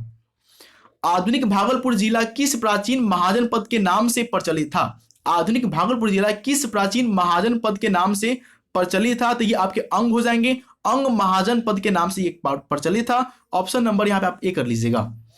क्वेश्चन नंबर 14, तबकात ए नासिरी नामक ग्रंथ में विक्रमशिला विश्वविद्यालय के डैश डैश का जीवंत वर्णन उपलब्ध है।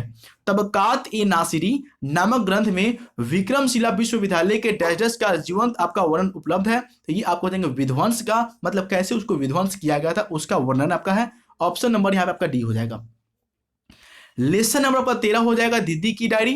क्वेश्चन नंबर आपका 1 हो जाएगा, स्कूल में संजू किस चीज की तलाश में रहती थी? स्कूल में जो है संजू किस चीज की तलाश में रहती थी? तो वो अक्सर चटपटी पुस्तकें जो है तलाश करती थी। ऑप्शन नंबर यहाँ पे आपका ए आ जाएगा, यहाँ पे आपका राइट आंसर आपका। संजू को उपहार में क्या मिलता है? संजू को उपहार में क्या मिलता है? तो संजू को उपहार स्वरूप हमेशा किताब ही मिला करता है। ऑप्शन नंबर यहाँ पे आपका बी आ जाएगा, यहाँ पे आपका राइट आंसर आपका। सत्य के प्रयोग पुस्तक के रचयिता कौन है आपका? सत्य के प्रयोग पुस्तक के रचयिता कौन है? तो बापू हो जाएंगे, महात्मा गांधी जी। ऑप्शन नंबर यहाँ पे आपका डी कर लीजिएगा। संजू को डायरी लिखने की प्रेरणा किस महापुरुष से मिली?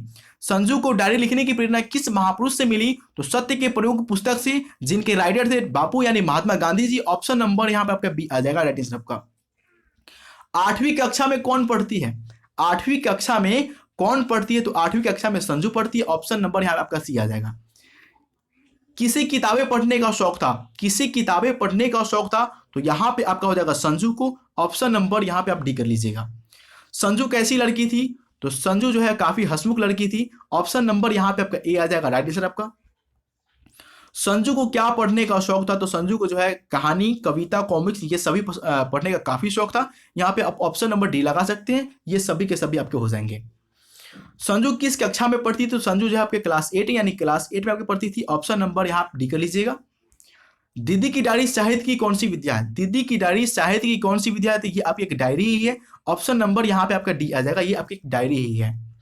संजू को उपहार में क्या मिलता है? तो संजू को उपहार में क्या मिलता है आपको क्या पता है? पुस्तक, यानी ऑप्शन नंबर है आपका सी आ जाएगा, राइट आंसर आपका। तोतो चांद किसकी कहानी है? तोतो चांद जो है किसकी कहानी है? तो ये आपकी कहानी एक जापानी लड़की की है, जिसका जो विद्यालय होता है, जो स्कूल होता है, वह एक ट्रेन के डिब्बा में होता है। ऑप्शन नंबर यहाँ पे आपका बी आ जाएगा। ये काफी मनमौजी जो है लड़की रहती है, तोतो चांद। ऑप्शन नंबर यहाँ आपका बी कर लीजिएगा, जापानी लड़की। लेसन आपका हो जाएगा 14 पीपल। क्वेश्चन नंबर आपका 1 हो जाएगा, ऊपर विस्तृत नवनील, नीचे वसुधा में नदी झील, जामुन तमाल इमली करील प्रस्तुत पंक्तियां किस कविता की है? ये जो आपको पंक्ति है ये आपको किस कविता से ली गई ये आपको बताना है। तो ये पंक्ति आपको हो जाएंगे पीपल की। ऑप्शन नंबर यहाँ पे आपका सी लगा सकते हैं। कवि के अनुसार बुलबुल कैसी गाती है? कवि के अनुसार जो है बुलबुल जो है पक्षी जो है वो कैसी गीत गाती है? तो आपको हो जाएंगे चाचा। ऑप्शन नंबर यहाँ पे आपका ए आ जाएगा, राइट आंसर आपका हो जाएगा। पीपल पाठ के रचनाकार कौन है? पीपल पाठ के आपके रचनाकार कौन है? तो पीपल पाठ के आपके रचनाकार गोपाल सिंह नेपाली जी हैं। ऑप्शन नंबर यहाँ पे आप डी कर लीजिएगा, गोपाल सिंह नेपाली। छायावादी कविता की उल्लेखनीय विशेषता क्या है? छायावादी कविता की उल्लेखनीय विशेषता आपका क्या है? तो प्रकृति चित्रण। ऑप्शन नंबर यहाँ पे आपका ए हो जाएगा, प्रकृति चित्रण। पीपल पाठ की विधिया क्या है आपकी? पीपल पाठ की विधिया आपकी क्या है? तो ये आपकी कविता है। ऑप्शन नंबर यहाँ पे डी हो जाएगा, ये आपकी एक कविता है। क्वेश्चन नंबर 5 हो जाएगा, कवि के अनुसार पीपल के पत्ते का आकार कैसा होता है? कवि के अनुसार पीपल के पत्ते का आकार कैसा होता है? तो गोल होता है। ऑप्शन नंबर यहाँ आपका ए हो जाएगा। पीपल जो है कैसी कविता है? छायावादी, प्रगतिवादी, प्रयोगवादी, इनमें से कोई नहीं। तो पीपल आपकी एक छायावादी कविता है। ऑप्शन नंबर यहाँ पे आप ए कर लीजिएगा, राइट आंसर आपका हो जाएगा। पीपल के आसपास कौन कौन से पेड़ आपके होते हैं? पीपल के आसपास जो है कौन कौन से आपके पेड़ होते हैं? तो उसके आसपास जो है जामुन का, इमली का, करील का, इन सभी जो है पेड़ वहां पे उपस्थित रहता है। ये आपका ऑप्शन नंबर यहाँ पे आपका डी आ जाएगा, ऑल हो जाएगा यहाँ पे आपका। कौन सी कविता प्रकृति के विविध रूपों से हमारा आत्मीय परिचय कराती है? कौन सी कविता प्रकृति के विविध रूपों से हमारा आत्मीय परिचय कराती है, तो आपका हो जाएगा पीपल। ऑप्शन नंबर यहाँ पे आपका ए आ जाएगा। गोपाल सिंह नेपाली कौन सी कवि है? गोपाल सिंह नेपाली जो आपके कौन से कवि आपके हो जाएंगे, तो ये आपके एक छायावादी कवि हैं। ऑप्शन नंबर यहाँ पे आपका ए आ जाएगा, छायावादी कवि। पीपल पाठ के रचनाकार कौन है? पीपल पाठ के आपके रचनाकार कौन है? तो गोपाल सिंह नेपाली। ऑप्शन नंबर यहाँ पे डी आ जाएगा, गोपाल सिंह नेपाली आपके हो जाएंगे।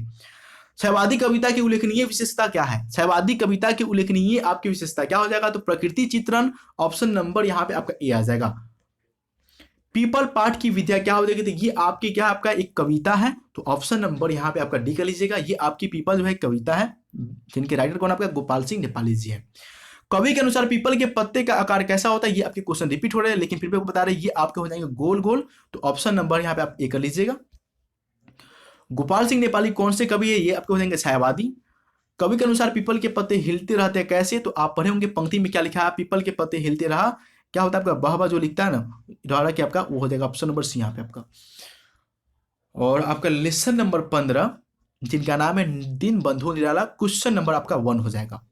क्वेश्चन नंबर आपका 1, निम्न में कौन आचार्य शिवपूजन सहाय जी के द्वारा रचित पाठ है? निम्न में कौन आचार्य शिवपूजन सहाय जी द्वारा रचित पाठ है? तो आपके हो जाएंगे दिन बंधु निराला। ऑप्शन नंबर यहाँ बी कर लीजिएगा, राइट आंसर आपका हो जाएगा।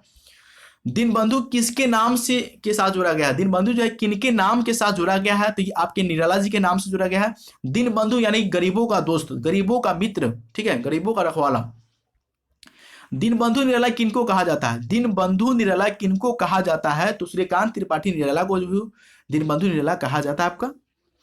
आधुनिक काल के बेहद प्रतिष्ठित कवि कौन है? आधुनिक काल के बेहद प्रतिष्ठित आपके कवि कौन है? तो सूर्यकांत त्रिपाठी निराला जी। ऑप्शन नंबर यहाँ आपका डी हो जाएगा।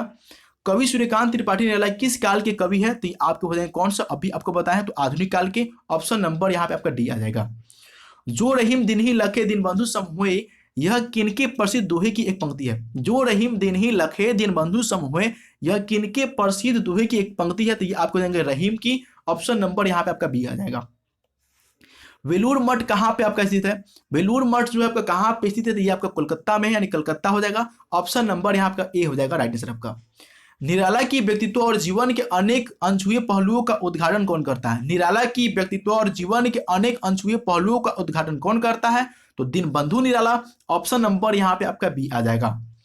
दिन बंधु निराला बंगीय समाज में किस तरह घुल मिल जाते हैं? दिन बंधु निराला बंगीय समाज में किस तरह घुल मिल जाते हैं? तो ठीक जो है आपके दूध मिश्री की तरह जो है घुल मिल जाते हैं। ऑप्शन नंबर यहाँ पे आपका सी हो जाएगा। याचकों के लिए कल्पतरु थे ही, अपने मित्रों के लिए मुक्त हस्त दोस्त प्रस्थ कौन थे? याचकों के लिए तो कल्पतरु थे ही, लेकिन अपने मित्रों के मुक्त हस्त दोस्त प्रस्थ कौन थे? तो आपको हो जाएंगे दिन बंधु निराला जी। ऑप्शन नंबर यहाँ पे आपका डी आ जाएगा। किनका अधिकांश अवकाश काल दिनों की दुनिया में बीतता है? किनका अधिकांश अवकाश जो है काल दिनों की दुनिया में बीतता है, यानी गरीबों की दुनिया में बीतता है? तो ये आपको हो जाएगा निराला जी की। ऑप्शन नंबर यहाँ पे आपका ए आ जाएगा। धन किनके पास अतिथि के समान अल्प अवधि तक ही टिकने आता है? तो आपको हो जाएंगे किनके पास? दिन बंधु निराला के पास। कुछ ही समय के लिए ही टिकता है, फिर वापस चला जाता है। लेसन आपका हो जाएगा 16 खेमा। क्वेश्चन नंबर आपका 1, खेमा शीर्षक कहानी के केंद्र में किसको रखा गया है? खेमा शीर्षक कहानी के केंद्र में किसको रखा गया है? तो इसमें आपका क्या है, बाल मजदूरी के बारे में दिखाया गया है ना, तो आपका हो जाएगा ऑप्शन नंबर सी, बाल मजदूरी। खेमा कितने वर्ष का दिखता है? तो खेमा जो है देखने में आपके सामान्य जो है 8-9 वर्ष का बच्चा दिखाई देता है। ऑप्शन नंबर यहाँ पे आपका सी आ जाएगा, 8-9 वर्ष का आपका हो जाएगा। मुक्तकाशी होटल का मालिक कौन था? मुक्तकाशी होटल का मालिक आपका कौन था? तो कसरा था, कसारा आपका हो जाएगा। ऑप्शन नंबर यहाँ पे ए आ जाएगा। खेमा मालिक कसारा से किस चीज की मांग करता है? खेमा मालिक कसारा से किस चीज की मांग करता है? तो चप्पल की मांग करता है, क्योंकि गर्मी का दिन था और उसका जो रोड पर जो है क्या होता है, पैर काफी जलता है, इसलिए जो है वह चप्पल की मांग करता है, लेकिन चप्पल नहीं मिलता उसको। कौन सी कहानी हमें बाल श्रमिकों के प्रति संवेदनशील बनाती है? कौन सी कहानी हमें बाल श्रमिकों के प्रति संवेदनशील बनाती है? तो ये आपको हो जाएगी खेमा कहानी। तो ऑप्शन नंबर यहाँ आपका सी हो जाएगा, राइट आंसर आपका। कसारा किस कहानी का पात्र है? तो ये आपके हो जाएंगे खेमा का ही। ऑप्शन नंबर यहाँ आपका डी आ जाएगा। ये आपका मालिक रहता है किसका? खेमा का आपका। खेमा के बारे में क्या गलत है? खेमा के बारे में आपका क्या गलत है? उसका रंग गेहुआ था, कद लगभग 3.5 फुट का, खाकी निक्कर के साथ पैबंदी लगी कमीज पहने था, ये वह लगभग 10-11 नहीं, ये 10-11 साल का नहीं था, 8-9 का था। तो ऑप्शन नंबर यहाँ आपका ए आ जाएगा, ये आपका गलत हो जाएगा। कसारा क्या बेचता था? कसारा जो है क्या बेचता था, तो ये आपका चाय बेचा करता था। ऑप्शन नंबर यहाँ पे आपका ए आ जाएगा, राइट आंसर आपका। खेमा शीर्षक पाठ है, ये आपका क्या है, खेमा शीर्षक जो पाठ आपका क्या है, तो ये आपका एक कहानी है। ऑप्शन नंबर यहाँ पे आपका ए आ जाएगा। लेसन आपका 17 हो जाएगा, खुशबू रचते हैं हाथ। डैश डैश कविता वंचित लोगों के समृद्ध अवदान की संवेदनशील को रेखांकित करती है, कौन सी कविता, तो ये आपके हो जाएंगे खुशबू रचते हैं हाथ। ऑप्शन नंबर यहाँ पे आपका बी आ जाएगा, राइट आंसर आपका हो जाएगा। खुशबू रचते हैं हाथ पाठ की कौन सी विधिया है, खुशबू रचते हैं हाथ पाठ की कौन सी विद्या है, तो ये आपके हो जाएंगे कविता। ऑप्शन नंबर यहाँ आपका ए आ जाएगा, राइट आंसर आपका, ये आपका कविता है। अगरबत्ती बनाने वाले लोगों पर लिखी गई कविता कौन है, अगरबत्ती बनाने वाले लोगों पर लिखी गई कविता आपकी कौन है, तो ये आपके हो जाएंगे कौन सा, पीपल तो जिंदा है, तो बच्चे की दुआ या खुशबू रचते हैं हाथ, आपका हो जाएगा खुशबू रचते हैं हाथ। ऑप्शन नंबर यहाँ पे आपका डी आ जाएगा। अरुण कमल द्वारा रचित आपकी कविता कौन सा है, अरुण कमल द्वारा रचित आपकी कविता कौन सा, यानी इसमें से बताना है कौन सा ऐसा कविता है जो अरुण कमल जी द्वारा रचित है, तो आपको हो जाएंगे खुशबू रचते हैं हाथ। ऑप्शन नंबर यहाँ पर दिया जाएगा। और सभी फ्रेंड्स एक बार वीडियो को लाइक जरूर कर देंगे। क्वेश्चन नंबर 5 हो जाएगा, गंदे मोहल्ले के गरीब मजदूर कौन कौन से मशहूर अगरबत्तियां बनाते हैं, गंदे मोहल्ले के गरीब मजदूर लोग कौन कौन से मशहूर अगरबत्तियां बनाते हैं, तो केवड़ा, गुलाब, खस और रतरानी अगरबत्तियां, ये सभी के सभी बनाती हैं। ऑप्शन नंबर यहाँ पे आपका डी आ जाएगा। यही इस गली में बनती है मुल्क की मशहूर अगरबत्तियां, प्रस्तुत पंक्ति किस कविता की है, यही इस गली में बनती है मुल्क की मशहूर अगरबत्तियां, प्रस्तुत पंक्ति किस कविता की है, तो ये आपको हो जाएगा खुशबू रचते हैं हाथ की हो जाएगा। ऑप्शन नंबर यहाँ पे आपका सी आ जाएगा।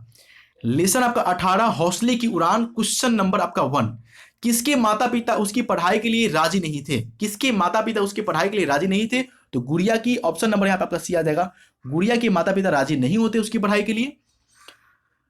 अध्ययन विरोधी ताकतों के खिलाफ तनकर खड़ी हो जाने का हौसला कौन रखती है, तो आपको याद होगा जब बहुत सारा जुल्म ढाया जाता है, फिर भी जो अध्ययन के खिलाफ जो है क्या करती है, वो सीधा जो है खड़ी हो जाती है दूसरों के सामने, कहती नहीं हम तो पढ़ेंगे ही। तो यहाँ पे आपको कौन हो जाएगा, कदम हो जाएगी। आपको याद होगा कदम नाम की लड़की रहती है जो कहती कि नहीं हम पढ़ेंगे, आगे बढ़ेंगे। ऑप्शन नंबर यहाँ पे आपका ए आ जाएगा। जैनब लड़कियों को डैश डैश का शिक्षा प्रशिक्षण जो है दे रही है, किस चीज का जो है प्रशिक्षण दे रही है, तो आपका हो जाएगा कुश्ती की। ऑप्शन नंबर यहाँ पे आपका ए आ जाएगा। हौसले की उड़ान में कहाँ की बेटियों की असाधारण विशेषताओं का उद्घाटन किया गया है, हौसले की उड़ान में जो है कहाँ की बेटियों की असाधारण विशेषताओं के बारे में बताया गया है, तो आपके हो जाएंगे बिहार की। ऑप्शन नंबर यहाँ पे आपका ए आ जाएगा, बिहार के बारे में बताया गया है आपका। निम्नलिखित में कौन एक निबंध है, इसमें से आपको कौन एक निबंध है ये आपको बताना है, तो हौसले की उड़ान जो है आपका एक निबंध है, बाकी आपके बच्चे की दुआ, पीपल और ये आपका जो है आपका ये सभी आपके क्या आपका कविता आपका हो जाएगा, और ठेस आपकी क्या कहानी हो जाएगी आपका। शिवहर के मोहम्मद अब्दुल रहमान की पोती कौन है, शिवहर के मोहम्मद अब्दुल रहमान की पोती आपकी कौन हो जाएगी इसमें से, तो जैनब जो है शिवहर के मोहम्मद अब्दुल रहमान की पोती रहती है। सोनी को राज्य स्तरीय एथलेटिक्स प्रतियोगिता में कौन सा स्थान प्राप्त हुआ था, सोनी को राज्य स्तरीय एथलेटिक्स प्रतियोगिता में कौन सा स्थान प्राप्त हुआ था, तो प्रथम स्थान जो है प्राप्त आपका हुआ था। गुड़िया पढ़ लिखकर क्या बनना चाहती है, गुड़िया पढ़ लिखकर जो है अध्यापिका बनना चाहती थी। ऑप्शन नंबर यहाँ आपका सी आ जाएगा, अध्यापिका आपका हो जाएगा। आधुनिक बिहार की बेटियों की संघर्ष और उनके हौसले की उड़ान से हमें परिचित कौन कराता है, तो आपका कौन सा आपका हो जाएगा, हौसले की उड़ान ही। ऑप्शन नंबर यहाँ पे आपका सी आ जाएगा, राइट आंसर आपका। लेसन आपका 19 हो जाएगा, जननायक कर्पूरी ठाकुर। क्वेश्चन नंबर आपका 1, अगस्त क्रांति कब हुआ था, तो 1942 में अगस्त क्रांति हुआ था, और इसी समय आपके जो है जननायक कर्पूरी ठाकुर क्या करते हैं, अपना कॉलेज छोड़ देते हैं और इस क्रांति में क्या करते हैं, चले जाते हैं। ऑप्शन नंबर यहाँ पे आपका ए आ जाएगा। 1942 ईस्वी के अगस्त क्रांति के दौरान कर्पूरी ठाकुर को किस जेल में रखा गया था, इनको गिरफ्तार कर लिया जाता है। 1942 ईस्वी के अगस्त क्रांति के दौरान कर्पूरी ठाकुर को किस जेल में रखा गया था, दरभंगा जेल में। ऑप्शन नंबर यहाँ पे आपका ए आ जाएगा, दरभंगा जेल में रखा गया था। जननायक मतलब लोगों के नायक, लोगों के हीरो किनका उपनाम है, तो आपको हो जाएंगे किनका, कर्पूरी ठाकुर का। ऑप्शन नंबर यहाँ पे आपका सी आ जाएगा। जननायक कर्पूरी ठाकुर की मृत्यु कब हुई थी, जननायक कर्पूरी ठाकुर की मृत्यु आपके 17 फरवरी 1988 को हुई थी। ऑप्शन नंबर यहाँ पे आपका ए आ जाएगा। प्रथम आम चुनाव में ताजपुर विधानसभा निर्वाचन क्षेत्र से कर्पूरी ठाकुर किस पार्टी के टिकट पर चुनाव जीते थे, प्रथम आम चुनाव में ताजपुर विधानसभा निर्वाचन क्षेत्र से कर्पूरी ठाकुर किस पार्टी के टिकट पर चुनाव जीते थे, तो सोशलिस्ट पार्टी के। ऑप्शन नंबर यहाँ पे आपका सी आ जाएगा, सोशलिस्ट पार्टी के। डैश की विभूतियों में जननायक कर्पूरी ठाकुर अत्यंत सम्माननीय है, तो आपके कौन से आपको हो जाएंगे, बिहार के। ऑप्शन नंबर यहाँ पे आपका बी आ जाएगा, बिहार के आपका हो जाएगा। जननायक कर्पूरी ठाकुर का जन्म बिहार के किस जिला में हुआ था, जननायक कर्पूरी ठाकुर का जन्म बिहार के किस जिला में हुआ था? तो समस्तीपुर में। ऑप्शन नंबर यहाँ पर ए आ जाएगा। कर्पूरी जी को किस चीज का शौक था? कर्पूरी जी को किस चीज का शौक था? दौड़ने का, तैरने का या डफ बजाने का? तो इन सभी चीजों का उन्हें शौक था और मुख्यमंत्री बनने के बाद भी ये शौक जो वे छोड़ते नहीं है। कर्पूरी ठाकुर ने कॉलेज त्याग कब कर दिए? तो आपको याद होगा अगस्त क्रांति में जो है ये क्या करते हैं, अपने कॉलेज भी त्याग कर देते हैं 1942 में। ऑप्शन नंबर यहाँ पे आपका सी कर लीजिएगा। 1952 ईस्वी के आम चुनाव में डैश डैश से कर्पूरी ठाकुर जो विजय आपके घोषित हुए थे। कहां से? तो आपके हुए थे समस्तीपुर के ताजपुर विधानसभा से ये विजय आपके घोषित हुए थे 1952 में। ऑप्शन नंबर यहाँ पे ए आ जाएगा। कर्पूरी ठाकुर का जन्म किस राज्य में हुआ था? कर्पूरी ठाकुर का जन्म किस राज्य में हुआ था? तो बिहार राज्य में आपका हुआ था। सन 1967 में बिहार के उप मुख्यमंत्री कौन बने थे आपका? सन 1967 में बिहार के उप मुख्यमंत्री आपके कौन बने थे? तो आपके हो जाएंगे कर्पूरी ठाकुर जी। ऑप्शन नंबर यहाँ पे आपका सी आ जाएगा, कर्पूरी ठाकुर। कर्पूरी ठाकुर का जन्म कब हुआ था? कर्पूरी ठाकुर का जन्म आपका कब हुआ था? तो 24 जनवरी 1921 को इनका जन्म आपका हुआ था और 88 में इनका मृत्यु आपका हो गया था। आजाद दास्ता का गठन किसने किया था? आजाद दास्ता का जो है आपका गठन किसने किया था? तो आजाद दास्ता का जो गठन आपके किए थे जयप्रकाश नारायण। ऑप्शन नंबर यहाँ पे आपका बी आ जाएगा। कर्पूरी ठाकुर किन पदों को सुशोभित किए थे? कर्पूरी ठाकुर जो है किन पदों पर जो है मतलब आसीन हुए थे? तो आपके हो जाएंगे कार्यवाहक अध्यक्ष पर, विरोधी दल के नेता के रूप में, उप मुख्यमंत्री और 2 बार मुख्यमंत्री, ये दोनों ये सभी रूप में आपके पद पर आसीन थे। तो यहाँ पे ऑप्शन नंबर डी कर लीजिएगा। लेसन आपका 20 हो जाएगा। झांसी की रानी। क्वेश्चन नंबर आपका 1, झांसी की रानी कविता हमें किसके याद दिलाती है? तो प्रथम स्वतंत्रता संग्राम की। ऑप्शन नंबर यहाँ पे आपका ए आ जाएगा। झांसी की रानी में प्रथम स्वतंत्रता संग्राम की याद दिलाती है। प्रसिद्ध कविता झांसी की रानी की कवित्री कौन है? प्रसिद्ध कविता झांसी की रानी की कवित्री कौन है? तो सुभद्रा कुमारी चौहान जी। आपका ऑप्शन नंबर यहाँ पे आपका बी आ जाएगा। लक्ष्मीबाई किसकी मुंहबोली बहन थी? लक्ष्मीबाई किसकी मुंहबोली बहन थी? किसका आपका हो जाएगा? तो कानपुर की नाना की। कानपुर की नाना की आपके हो जाएंगे। ऑप्शन नंबर यहाँ आपका सी कर लीजिएगा, राइट आंसर हो जाएगा। झांसी की रानी को किनकी कथा जवानी याद थी? झांसी की रानी की किनको कथा जो आपकी जवानी याद थी, ये आपको हो जाएंगे शिवाजी की। ऑप्शन नंबर यहाँ आपका ए आ जाएगा, राइट आंसर आपका। वीर शिवाजी की कथा किसको याद जवानी थी, यह पंक्ति किस कविता की है? तो आपको हो जाएंगे झांसी की रानी की। ऑप्शन नंबर यहाँ पे आप ए कर लीजिएगा। झांसी की रानी ने किन लोगों से लड़ाई लड़ी थी? झांसी की रानी ने किन लोगों से लड़ाई लड़ी थी? तो अंग्रेजों से। ऑप्शन नंबर यहाँ पे आपका डी आ जाएगा। निम्न कौन सुभद्रा कुमारी चौहान द्वारा रचित आपकी कविता है? तो आपकी हो जाएंगी झांसी की रानी। ऑप्शन नंबर यहाँ आपका डी आ जाएगा। क्वेश्चन नंबर 8 हो जाएगा। बूढ़े भारत में फिर आई नई जमाने थी, उपयुक्त पंक्ति भारत में बुढ़ा क्यों कहा गया है? इसमें आपको जो है भारत को बुढ़ा जो है क्यों कहा गया आपको बताना है, क्योंकि भारत की जो है इतिहास जो है काफी प्राचीन थी, इसलिए उसको बुढ़ा कहा गया और काफी स्थिति जर्जर भी हो चुकी थी। झांसी की रानी किसे कहा जाता है? झांसी की रानी किसे कहा जाता है? तो लक्ष्मीबाई को ही झांसी की रानी कहा जाता है। हुई वीरता की वैभव के साथ सगाई झांसी में। प्रस्तुत पंक्ति में वैभव किसका प्रतीक है? तो वैभव जो है झांसी के राजा के लिए किया गया है। ऑप्शन नंबर यहाँ पे आपका बी आ जाएगा, राइट आंसर आपका। चिकित्सा का चक्कर लेसन नंबर आपका 21 हो जाएगा। चिकित्सा का चक्कर पाठ के रचनाकार कौन है? तो बेढब बनारसी आपके हो जाएंगे इनके लेखक। चिकित्सा का चक्कर साहित्य की कौन सी विद्या? तो ये आपके हास्य व्यंग किया गया है, तो आपका ऑप्शन नंबर यहाँ आपका डी हो जाएगा।